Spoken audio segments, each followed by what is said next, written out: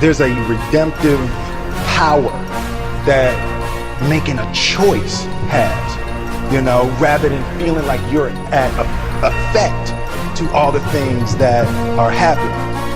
Make a choice. Like, you just decide what it's going to be, who you're going to be, how you're going to do it. Just decide. The universe is going to get out your way.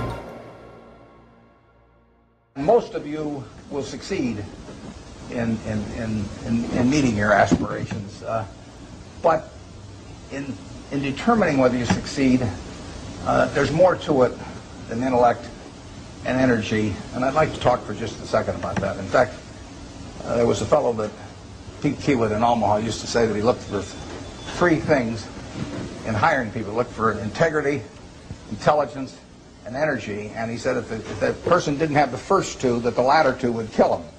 Because if they don't have integrity, you want them dumb and lazy. You don't want them smart and energetic.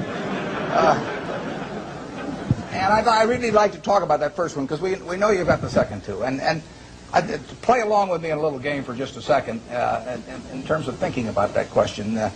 You've all been here, I guess almost all of your second-year MBAs, and you've gotten to know your classmates. And think for a moment that I granted you the right to buy 10% of one of your classmates for the rest of his or her lifetime.